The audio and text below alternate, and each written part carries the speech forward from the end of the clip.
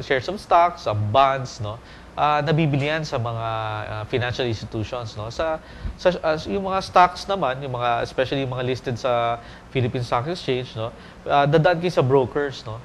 Itong brokers ito ay authorized talaga ng Philippine Stock Exchange pati ng Securities and Exchange Commission, no. Sila ang nagbibigay ng autorisasyon at nag-i-impose ng regulasyon sa mga brokers na ito para maprotektahan ng investing public. No? Para malaman yung mga legitimate brokers, punta lang po kayo sa website ng PSE, ng Philippine Stock Exchange, pse.com.ph, or kaya ang Securities and Exchange Commission, sec.gov.ph. No? Sa bonds naman, ang nagbebenta niyan, mga financial institutions, no? Mga investment houses, mga bangko, no? Mga na otorisadong magbenta ng bonds. No? Doon lang po kayo pupunta. Makakakita kayo ng listahan ng mga otorisadong nagbebenta niyan doon rin sa website ng Bureau of Treasury ng Philippine Government o kaya sa sa Bangko Sentral or kaya sa SEC rin, no? So maganda talaga bago kayo bumili para hindi kayo maloko ay pag-aralan nyo kung sino talaga ang pwede nyo pagkatiwalaan sa pera nyo paglalagyan.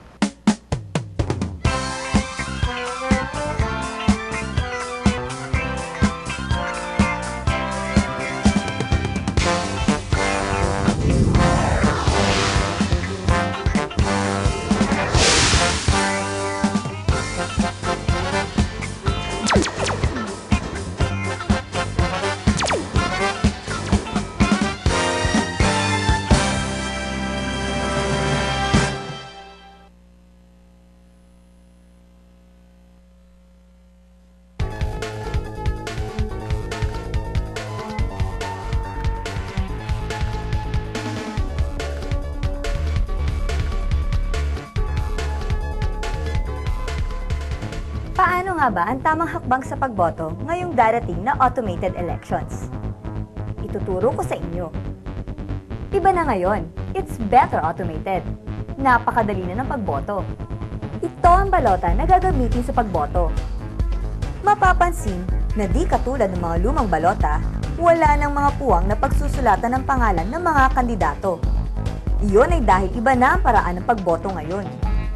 Nakasulat na sa balota ang pangalan ng mga kandidato. Hahanapin mo na lang ang pangalan ng gusto mong iboto. Pag nahanap mo na, markahan lang ang bilog na katabi ng pangalan. Siguraduhin na buo ang pagkakamarka mo. Kapag kulang ang marka, maaaring hindi mabilang ang iyong boto. Sayang! Kaya para sigurado, buuin na ang marka. Mag-ingat din, huwag mag-overvote. Ang overvote ay ang pagmamarka ng higit pa sa dami ng hinahanap para sa isang posisyon. Halimbawa, isa lang ang hinahanap na presidente, vice-presidente, mayor at party list. Ibig sabihin, isa lang ang dapat markahan sa bawat isang posisyon na ito. Kapag dalawa ang pangalan na markahan mo sa presidente, hindi mabibilang ang boto mo para sa posisyon na ito. Isa pang halimbawa, sa mga senador, maraming pagpipilian, pero 12 or 12 lang ang hinahanap. Huwag sayangin ang boto, mag-ingat po tayo.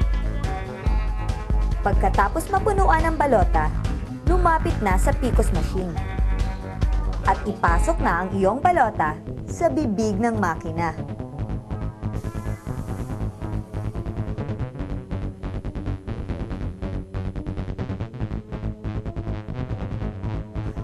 Huwag mag-alala sa tamang pagpasok dahil kahit anong oryentasyon, tatanggapin ito ng makina.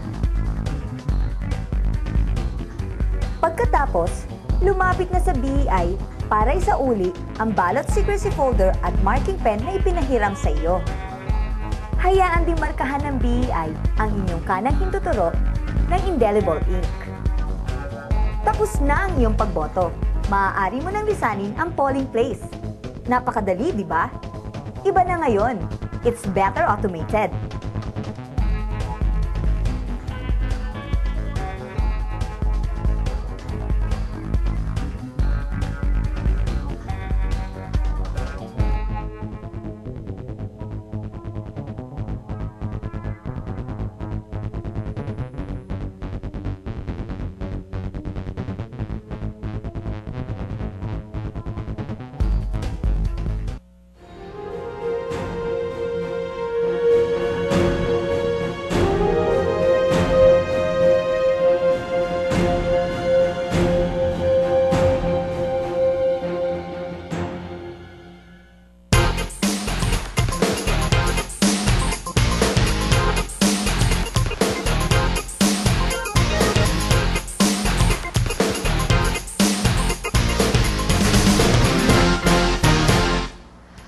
Good morning again. I'm Dean Hernandez. For those of you who just tuned in, this is your Thursday host, Dean Hernandez for Bears and Bulls for the Philippine Stock Exchange segment of the Global News Network on GNN Destiny Cable. At this time, I have two executives from the IBM Philippines. The first is Mr. Lope Doromal Jr., who is the Chief Technologist, IBM Innovation Network of IBM Philippines. And with him is Iris Chu of IBM Innovation Center. She's the leader for this Innovation Center, which we will talk about some more in the next few minutes. So welcome, Lope and Iris. Welcome to the show. And we had earlier Bud Melchor, your governmental programs executive. So, Lope, I love your smile. For a techie, you are very warm. Tell us about your innovation network and this Smarter Planet vision that you have. Thank you, Dean, and good morning, everyone. Let me start by talking about the Smarter Planet with a line that we use in one of our ads, right? And I think this is very suitable for this discussion. In one of our Smarter Planet videos, there's a guy who basically asks the audience, he says, what would you feel, how would you feel if you cross the street and you know nothing about that street except for a picture that was taken 2 minutes ago? Okay, well, right? That's quite a challenge. So, if you think about it, right? That's probably how we make a lot of decisions today. A lot of decisions today are actually made based on information that on reports that were made a month ago, a week ago, Dated or maybe already. yesterday. Yes, right? When we talk about Smarter Planet, what we're really trying to convey to our audience is to say there's actually the capability today to make smarter decisions because the technology is available for you to actually get real-time information about the things around you. Right? So the access is real-time. It's not historic time. It's not historical, okay. right? It's not to say that historical data is not useful because there's also a lot of use for it. There is value. In value, right? But we should change the way we make decisions because of changes in the technology that's available today, right? What will enable this? Why are we saying you can make smarter decisions today? There's really 3 factors that we're seeing in the world today that we feel will make a major difference in terms of the way we do things, right? The first factor is the fact that our world is becoming more instrumented. If you look around at the things around us, right? Our cell phones, our cars, So many gadgets. our buildings, all of them are instrumented, right? Meaning a lot of them can tell us about their location, what's happening around them, what are the changes in temperature, in the environment, and so on, right? So the second thing is the fact that the world is becoming more interconnected. Oh, yes. Right? We're a smaller world We're a after smaller all. world nowadays. The estimate is that by 2011, there's around 2 billion people connected to the internet. So about a third Out of of the the world 7 billion, yes, yeah. will be connected to the internet. But perhaps the more interesting statistic is the fact that there's also the expectation that 1 trillion things will also be connected to the internet. So the internet is no longer a network of people. It's really a network of things our cell phones, again, our cars, our appliances, they can now be accessed through the internet. And not only that, roads, bridges, buildings today are also interconnected via the internet, right? The third factor is because of all of these things, we are becoming more intelligent. We now know a lot more about our environment, about the things around us, Yes. and we can get that information in real time. Yes. So the challenge now for us is how do we take advantage of the smarter planet, apply the technologies available to us today to solve very relevant and very serious problems that our world is facing, right? So we, as IBM, we're really talking to our partners, including those from the Innovation Network, to say there are new ways of doing things. We should look at these new ways of doing things and look at them to solve these problems that we are facing today. I see. Oh, that's wonderful. So how far has IBM Filipino Innovations gone in terms of your mission for having the smarter planet in the Philippines, Okay. Lope? So this was also a bit of an eye-opener for me personally, right? In recent months, I've actually had chances to talk to a few researchers here in the Philippines about the work they've been doing, right? And I was actually personally surprised and pleasantly surprised to find out that there's a lot of research that's happening here in the Philippines that carries on the theme around smarter planet. So we now have remote sensors, we now have satellite technology, for example, done in this research that allows us to see what's happening in our environment. The Google? A lot of them are leveraging on Google Google Earth? Maps, The Google Google Earth, Earth, because yes. it's freely available, right? But a lot of them are also using their own sensors to augment the information that's available.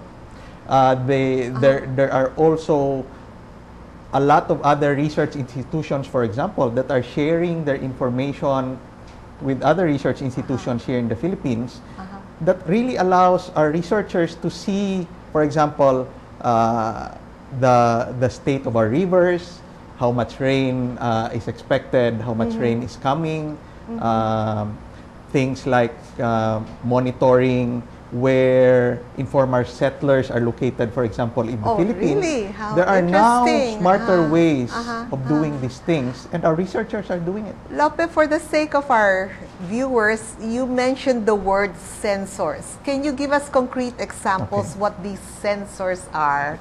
Because these are new subjects to the uninitiated, and we might have some viewers who are listening to you and hearing the sensors for the first time. Okay. So probably the most common sensor that most people would be familiar with are what we call RFIDs, or radio frequency ID tags, right? Okay. So basically, these are electronic devices that can be attached to things, and once they are attached,